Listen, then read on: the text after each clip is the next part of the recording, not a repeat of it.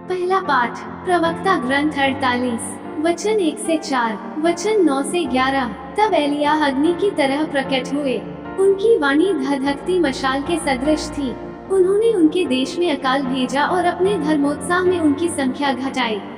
उन्होंने प्रभु के वचन से आकाश के द्वार बंद किए और 3 बार आकाश से अग्नि गिराई। एलिय्याह, आप अपने चमत्कारों के कारण कितने महान हैं। आपके सदृश होने का दावा कौन कर सकता है। आप अग्नि की आंधी में अग्नि में अश्वों के रथ में आरोहित कर लिए गए। आपके विषय में लिखा है कि आप निर्धारित समय पर चेतावनी देने आएंगे, जिससे ईश्वरीय प्रकोप भड़कने से पहले ही आप उसे शांत करें, पिता और पुत्र का मेल कराएं और इसराइल के वंशों का पुनरुद्धार करें। धन्य हैं वे जिन्होंने आपके दर्शन किए, जो आपके प्रेम से सम्मानित हुए। सुसमाचार संत मत्ती 17 वचन 9 वचन 10 से 13। पहाड़ से उतरते समय उनके शिष्यों ने उनसे पूछा, शास्त्री यह क्यों कहते हैं कि पहले एलियस को आना है। ईसा ने उत्तर दिया, एलियस अवश्य सब कुछ ठीक करने आएगा, परंतु मैं तुम लोगों से कहता हूँ एलियस आ चुका है। उन्होंने उसे नहीं पहचाना और उसके साथ मनमाना व्यवहार किया। उसी तरह मानव पुत्र भी उनके हाथों दुख उठाएगा। तब वे समझ गए कि ईसा यूहन्ना बपतिस्ता के विषय में कह रहे हैं। मनन चिंतन। नबी एलियस इसराइल के सबसे महत्वपूर्ण नबियों में से एक थे। कभी कभी लोग उनकी तुलना नबी मूसा से भी करते थे।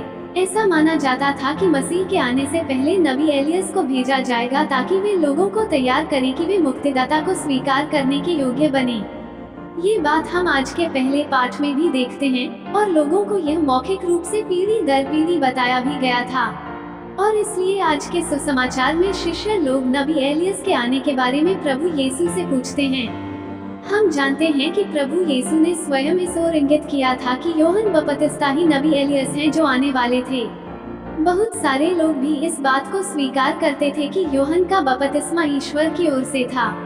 संत यूहन्ना का संदेश एकदम स्पष्ट था कि वह स्वयं मसीह नहीं थे, लेकिन मसीह के आगमन के लिए लोगों को तैयार करने आए थे। इसलिए वह यरदन नदी में पश्चाताप का बपतिस्मा देते थे। लेकिन बहुत से लोगों ने उनके संदेश को गंभीरता से नहीं लिया और खुद को मुक्तिदाता के आगमन के लिए तैयार नहीं किया। क्या हम भी उन लोगों में से हैं जो ये जानते हुए भी कि मुक्तिदाता आने वाले हैं, खुद को पश्चाताप के साथ तैयार नहीं करते। आमीन।